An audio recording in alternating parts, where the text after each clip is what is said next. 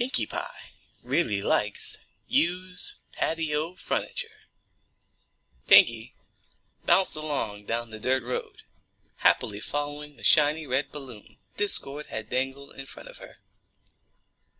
It wafted on an invisible breeze, drawing her on and on as she stared at her own reflection in it.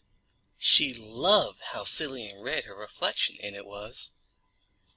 As she hopped through the market district, though, something crinkled under her hooves. She glanced down. It was a small flyer, laying crippled on the ground. It advertised a sale on used patio furniture.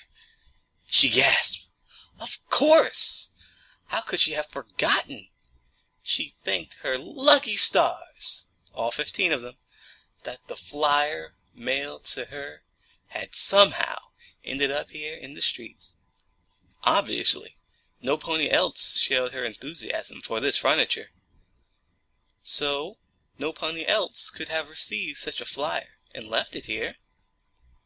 Thankfully, the sale was right here in the market district. She had only to find it. How to find it, though?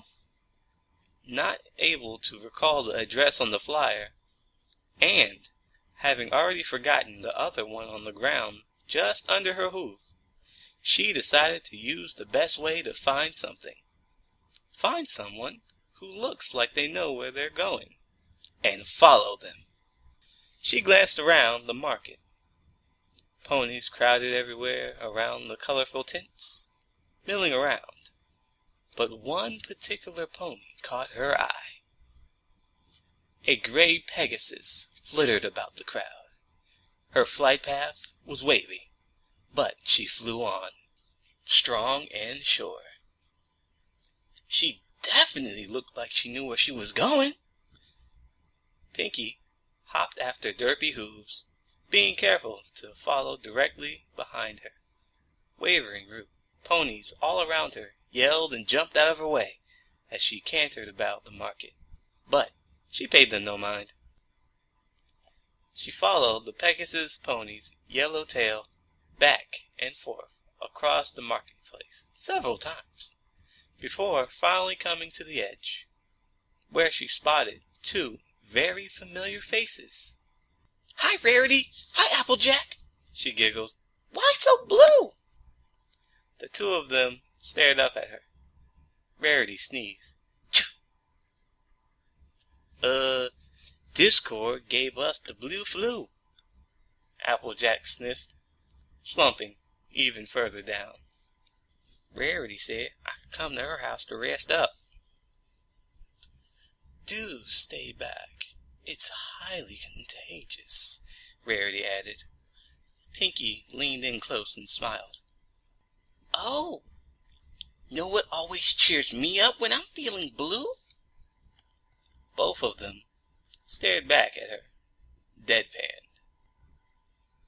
"Chocolate pie!" She leaped into the air. Her 2 friends didn't share her enthusiasm. Applejack shook her head, and Rarity started walking away. "No, wait!" Pinkie bounced in front of her. "It's true! Here, try some!" Reaching into the back of her mane, she pulled out 2 plates, each with a slice of chocolate pie and a fork. Rarity looked at the plates, frowning her brows. Her mouth tightened. "Do you really expect us to eat a pie you just pulled out of your hair?" She stared at it closely, as if looking for chunky pink hair sticking to it. "Oh, what the hey? I've eaten worse." Applejack shrugged and grabbed a plate. With a wince, Rarity took her own. "That's more like it!" Pinkie grinned and watched them eagerly. A fork lifted with Rarity's magic and cut off a slice of pie, lifting it up. After inspecting it closely, she sighed and popped the morsel of pie into her mouth. Her eyes lit up, opening wide. and she popped up, standing straight once again. Before Pinkie's eyes, the blueness faded away across her body, until none was left. Applejack's jaw dropped as she watched it happen. As soon as the last of blue left Rarity's legs, she flung her own slice of pie into the air, catching the whole thing in her mouth on the way down. Before long, all of the blue vanished from her too. "Thank you kindly, Pinkie. I'd have never guessed that this flu was so easy to get rid of." "Indeed," Rarity nodded. "We are in your debt. Should there ever be anything we could do for you in the future, we'll be sure to—" "There is!" Pinkie rushed forward, coming face to face with her friend. "Oh, I'm looking for that place that used patio furniture sale. Do either of you know where it is?" Ain't that right over there, Sugar Cube?" Applejack pointed her hoof to the left side of the path. Her eyes following Applejack's hoof, Pinkie finally saw it. A small blue tent stood next to a wide grassy area on the edge of the marketplace, covered in well-worn but sturdy furniture. Rays of the light seemed to emanate from it. Pinkie's eyes went wide, and her mouth hung open, letting a few drops of drool drop out. Rarity grimaced at the drips. "We'll just be on our way. Thank you again, Pinkie." Pinkie paid them no mind. She slowly stepped forward towards the glittering oasis, barely able to breathe. Passing by the blue tent without a word to the shopkeeper, she walked right into the midst of the inventory. Gloriously scuffed and marvelously sun-bleached furnishings surrounded her on every side. Her eye caught upon a shapely plastic-sided table, but quickly wandered over to a slightly torn giant umbrella in a huge array of fabulously faded colors. As she walked along in a near trance, though, it finally caught her eye. In front of her sat a red cushioned folding lawn chair, its springs poked up through the thin cushion in places, and the cheap beige paint on its frame was peeling, revealing the light covering of rust underneath. She froze, staring at it. Everything else faded from her view. Barely daring to breathe, she walked to it, every step reverent. As she drew closer, she could see the worn patches in the fabric, where the threads stitched thin, letting the off-white padding underneath show through. She licked her lips. Finally, she stood right next to it, close enough to touch, even. Did she dare? Her heart caught in her chest when she spotted the faint outline of a suspicious-looking stain on the lower half of the cushion. There was no way she could resist that. The distance between them closed instantly. The coarse, weather-worn fabric pulled on her fuzzy coat. The corridor springs inside creaked just slightly as she pressed her body into it, face first. The smell of it washed over her. Pinkie sighed. She was in heaven. Right in front of her, a seam in the top of the cushion beckoned. How could she resist that? She brought her mouth close, breathing across it. A loose thread from the seam tickled her nose. This was it. She let her eyes slowly close, and she moved in, closing the distance and planting her lips on the coarse seam. She had never felt anything so electrifying before. Every nerve in her body tingled.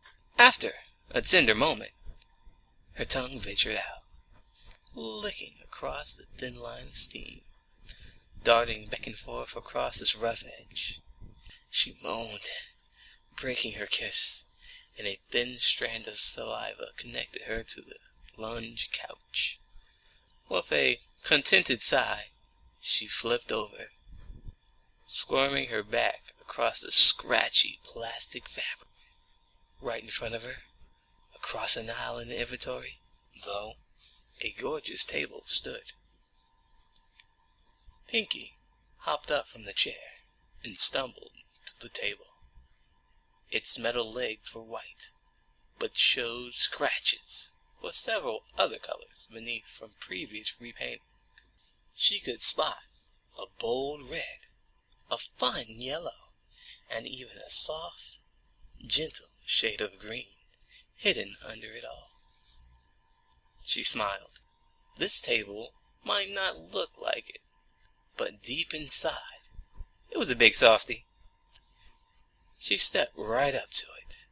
The umbrella stand in the center of it towered over her majestically, despite the lack of any umbrella attached to it. The cracked glass tabletop sprawled out invitingly beneath her, encircled by a loose plastic ring. The crack in the table opened wide next to where she stood. Wide enough for... Could she possibly dare to do that? A devilish grin spread across her face. She couldn't allow an opportunity like this to slip by. With a glance up at the pole, she put her hoof up on the edge of the table. The cracked glass creaked underneath her hoof, inviting, no, begging her to do it. She licked her lips and slipped her hoof to the edge of the crack. The opening was triangular. The crack opening wide near the end of the table. There was more than enough room for Pinkie's hoof to slip inside. Pinkie let her hoof dangle into the hole, teasing it with just the tip, before running the soft side of her hoof along the outer edge, feeling the plastic ring's brittle hardness. Her hoof followed the outside of the triangle, reaching one side of the cracked plane. The hard, sharp glass stretched along the outside of her hoof. Pinkie gasped with every breath. A thin sheen of sweat broke out on her sides. Finally, her hoof made it to the very peak of the triangle, wedging itself as far as it could into the gap between the halves of the tabletop. The glass creaked and moaned, even though Pinkie's hoof was too wide and round to reach the very point of the crevice. She breathed heavily, drunk with the intense emotions that only finely aged, all-weather furniture could induce. She hadn't felt this way since... She glanced back, where she had come from. The red lounge chair stood cold and alone. Pinkie's heart imploded. How could she have abandoned it like that? After all they shared together. She rushed back to its side, running a hoof along the edge between the frame and the cushion. One of the straps connecting the two broke, flopping down loosely. I know! Pinkie hung her head low, sobbing. I'm sorry. It was a mistake. I'll never leave you again. The chair sat in silence, but Pinkie could tell it was an amiable kind of silence. It had accepted her. again. "Oh, thank you, thank you!" She wrapped her hooves around the crusty cushion, squeezing it tight. Her eyes drew back to the table, though. It looked just as lonely as the chair had, and Pinkie could forgive its jealousy. She knew she shouldn't have been playing with its emotions either. But how could she make it up? How could she right her wrongs? Penny Pincher peeked around the edge of her blue tent. The sounds coming from the inventory ever since that pink pony went in had just been too strange to ignore.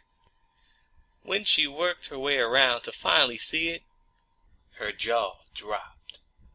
The pink pony had moved a red lounge chair right up next to one of the cheaper tables, completely blocking the aisle. She laid on the chair, rubbing her back up and down against the cushion, while one of her back legs thrust in and out of a hole in the table's glass top, as she watched the pink pony moan in ecstasy. One of Penny's eyebrows slowly rose, as her mouth dropped into a disgusted frown.